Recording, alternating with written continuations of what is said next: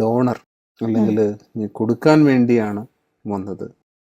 ആ ഒരു മനോഭാവത്തിന്റെ കുറവാണ് ഒരുപാട് ഇന്ന് കാണുന്നത്. കാരണം എല്ലാം നമ്മൾ പുറത്തുനിന്ന് കിട്ടും, എനിക്ക് എന്താണ് കിട്ടുക നോക്കിയിട്ട് എനിക്ക് എന്താണ് കൊടുക്കേണ്ടത്, സമൂഹത്തിന് എന്താ സപ്ലൈ ചെയ്യേണ്ടത് എന്നുള്ള ആ തോട്ടിലേക്ക് ഇപ്പോൾ നമ്മൾ അധികം വരുന്നില്ല.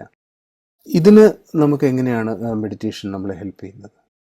നോക്കണം, എൻ്റെ ഉള്ളിലെ സങ്കല്പങ്ങൾ ഈ അന്തരീക്ഷത്തിലേക്ക് പ്രവഹിക്കുകയാണ്. ഏതുപോലെ നമ്മൾ പറയാറുണ്ട്, വൈദ്യുത തരംഗങ്ങൾ സഞ്ചരിക്കുന്ന പോലെ നമ്മുടെ ഉള്ളിലെ സങ്കല്പത്തിന്റെ തരംഗങ്ങളും ഈ അന്തരീക്ഷത്തിൽ പ്രവഹിക്കുകയാണ്. അപ്പൊ ഞാൻ സന്തോഷമായിട്ടിരിക്കുന്നു എങ്കിൽ ആ തരംഗങ്ങൾ ഈ അന്തരീക്ഷത്തിൽ പരക്കുകയാണ്.